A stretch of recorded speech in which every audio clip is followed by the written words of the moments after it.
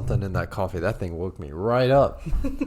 Hopefully, because we just put Jonathan to bed and we've had a very full day and we're coming to you to share some awesome stuff. But we want to thank Ivana Ashton for sharing the recipe with the world of this whipped coffee. And we have been enjoying it to survive, to share all of the fun things that we have to talk about today on today's episode of Hung Dynasty. So welcome, and make sure you like this video, subscribe to our channel, and share with all of your friends because it's going to be a good one.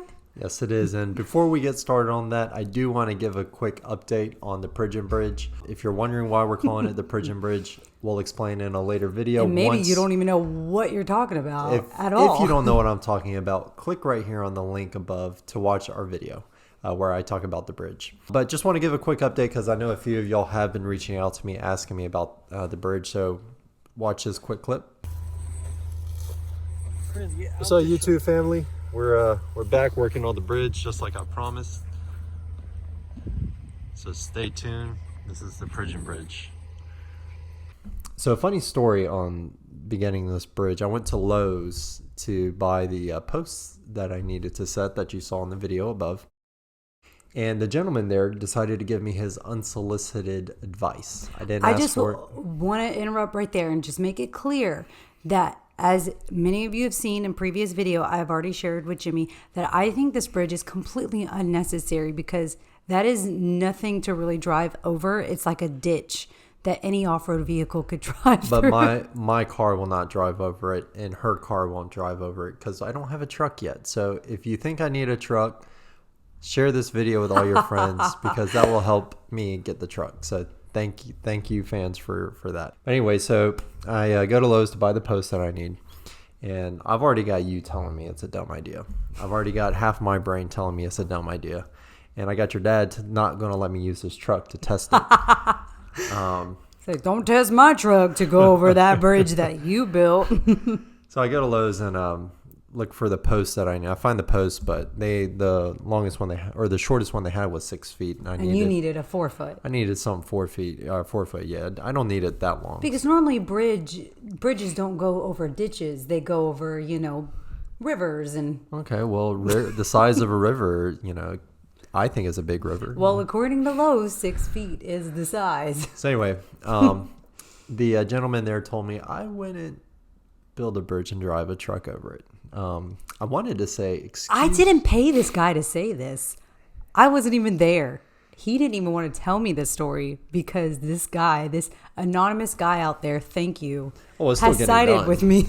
It's still getting done. I remember, so after he told me, hey, I don't think it's a good idea, I was like, well, I promised our YouTube family I'd do it, so I can't renege on a promise. So he said, hey, man, I wouldn't do it. I was like, oh, yeah, I'll rethink everything. But, hey, I still need to buy the post anyway because I got to do something else with it. So that way when he saw me buying the post, he wouldn't think I didn't take his advice. But I didn't. And he basically was just, like, very animated about it, too. It wasn't just like, are you sure? It was like, man, that does not sound like a good idea. It's so funny. So when he told me that, I couldn't go to sleep that night because I kept laughing, and he was not laughing, but I kept laughing because I was like, this is hilarious. I literally just told him that this was the dumbest idea ever. And the guy's like, why don't you just fill it with dirt and gravel? And I'm like, why don't you just fill it with dirt and gravel, babe? Because I would have had to haul dirt and gravel all the way up there. There's no store. This is in the middle of the country.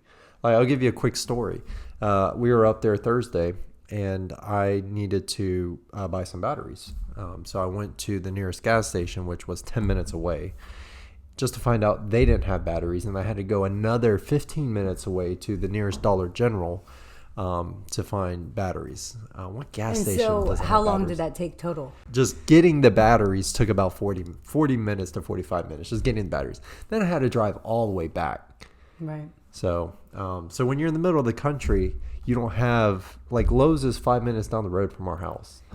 Yeah. In the country, the nearest Lowe's is an hour, so over an hour away. So instead of just hauling dirt and gravel, it's easier to haul all of the wood and all of the things. Yes, it is, because dirt and gravel, you would need to even build this so-called bridge. Well, one, I would need a truck that won't collapse. While you're on it. Look at the picture. The car will never be fully on the the full car will never be on the bridge at the same time. That's how short it is. This guy, my man even said at Lowe's, he was like, what are you going to take over it? A golf cart? Jimmy's like, no, I'm talking about like a full-size F-150 Ford truck. That's what I'm talking about. No, not Ford. I don't like Ford. It would be the Jeep Gladiator. Ugh. His taste in cars, y'all. Okay, so today is our final topic of toxic relationships. We've already mentioned before that there are so many, like even small red flags of what makes up a toxic relationship. But we just want to share just some main points that may be helpful that I feel like a lot of people don't really talk about often. The fourth one, I think, is especially not talked about enough. Yeah, and I don't even think it's ever talked about, period.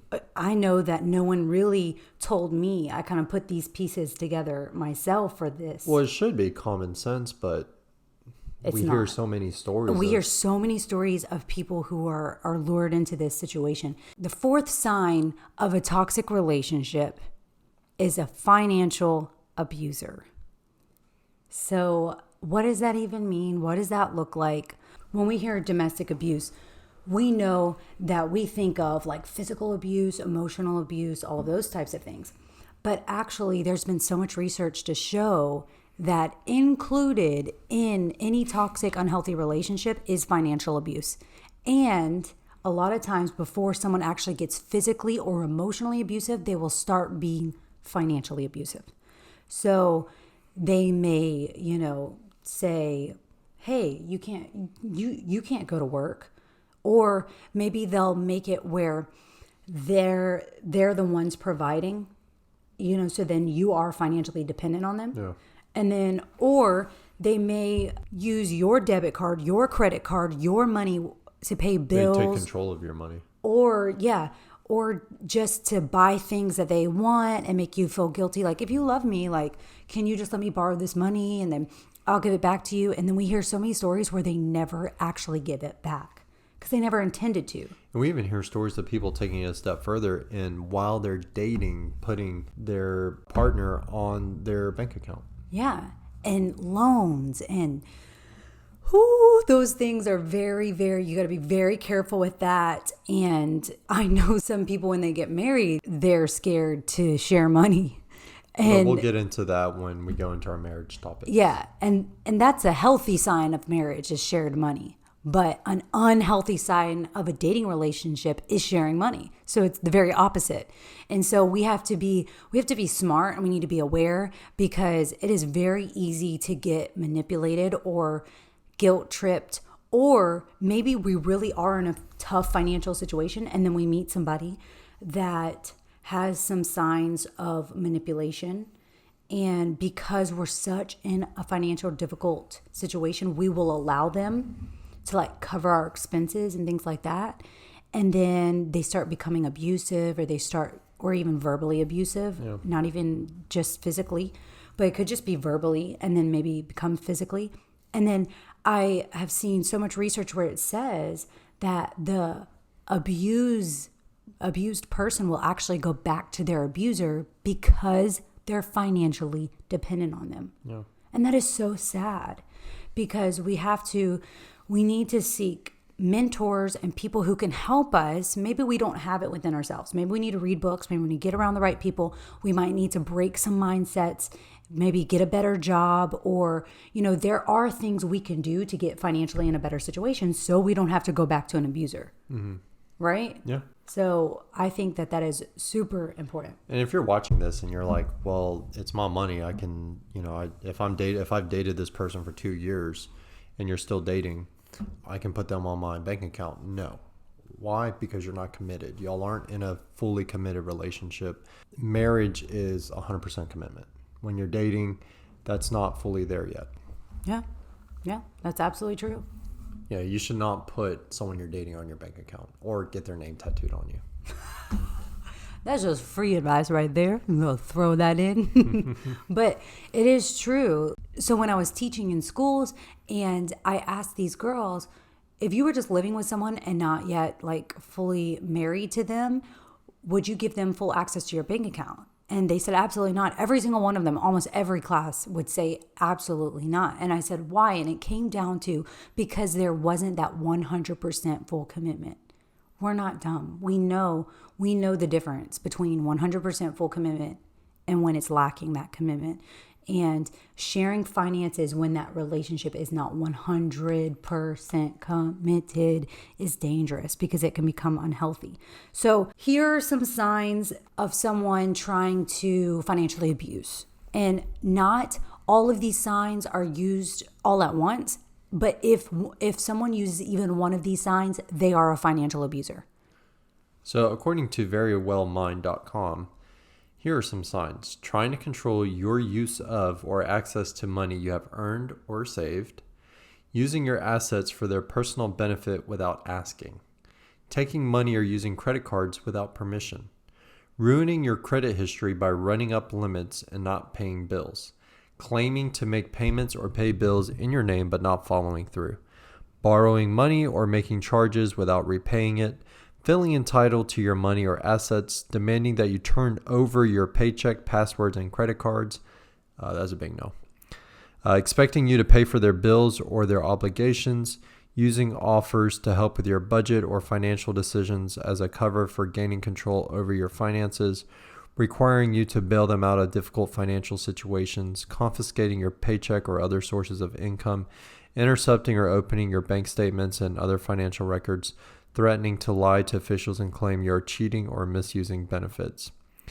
Here's the thing when it comes to, because this might seem like a tricky subject, helping the person you're dating out. So for example, let's say when we were dating, I was, financial wise, I was bad off. No one ever taught me how to budget. I didn't know what it meant to, steward my money, especially steward it well. And you were also going through tons of transitions at the same time. Yeah. So I didn't have, a steady paycheck coming in. I was going to school, living off the GI Bill and some other, little things coming in. But when I had it, I didn't know how to steward it. I just spent it. I spent it all in the first couple of days. So that was stupid on my part. But I wouldn't expect I didn't expect you to bail me out every single time. If someone is expecting you to bail them out every single time, they are financially abusing you. And in fact, you never, ever expected or even desired for me to bail you out. You never once asked. You never once insinuated. You never once even said, like, can I just borrow, some money? Or do you mind paying for my lunch this day? Now, what I would do was I would go, this is dumb, but I would go to the ATM, and if I had like $2 left in my bank account, I would take out $500. We do not recommend this. Yeah, this was a really rough season for him. But the point of it is he wasn't a financial abuser. And the reason why is because so many people think that because they're in a relationship and they've been dating for X amount of time, therefore they should bail you out. No. If there's not a ring on your finger, if that person has not put a ring on your finger, and y'all have not said I do yet, then they are not responsible for bailing you out. Now, when you say I do, why are they even in that situation? Why? You have to think about that too. He was in that situation because he was still working on himself. I wouldn't want to bail him out because I want him to learn how to be a hard worker, how to overcome adversity, because he was dealing with things that he needed to deal with that we talked about working on you first. That's what he was doing at that moment. He was getting counseling. He was getting financial mentorship. He was learning how to steward his money. If I were to bail him out, he would never have learned. Wouldn't have learned all those things. And that's important as a characteristic of a really helpful helpmate and partner is to be financially responsible. And I've seen so many relationships that when the girl comes, oftentimes it is the girl, I'm sorry, but the girl comes and bails the guy out. The guy is in that situation, number one, because they're lazy most of the time. Number two, because maybe they got in trouble and they got themselves in a situation they never thought. And then, we'll say miscellaneous for some other times. Maybe it wasn't their fault. Maybe they weren't lazy. Maybe they got into a situation that they never foresaw. Now, I understand. Yeah, it's okay to help your partner out, but when you start to seeing it every other week or every other month. Or even the partner feeling entitled to you helping them out. That is a sign. Yeah, it's like, hey, give me your debit card so I can go pay for this. No. Yeah. Or you're not going to help me? But if you are in a serious relationship and you have fallen on, a hard time, or you have, just, some pressing issue, I mean, yeah, you can help your partner out. When they become dependent on that and they start abusing you in your finances, that is a big red flag. That is. So we want to be with people and we want to have relationships that are healthy. And healthy relationships are not signing loans with somebody that we're not committed to or giving them access to our bank accounts when there's not that 100% level of commitment, and over again and over again. I would say even if you think like, oh, we're gonna be committed, like don't even take that chance until y'all say I do. Yeah, because it might not happen. It may not happen. Things might change. That person might change. You might change, and that's not even what you want anymore. And then all of a sudden, I got like 10,000 worth, of debt because I helped them out or something like that. Until you say I do. Yeah, until you say I do. We hope that this has encouraged you, provide some insight for you, but also we hope that the most important thing is that you are prepared and seeking a healthy relationship and working on you and allowing the other person to work on them so that when you come together in that union of marriage, that it's actually strong and you have a strong foundation. So thank you for tuning in. And if you haven't hit subscribe yet, hit subscribe, hit like, share this with all of your friends. Again, leave any comments in the comment section down below on any topics you want us to discuss. And we look forward to next time. Peace.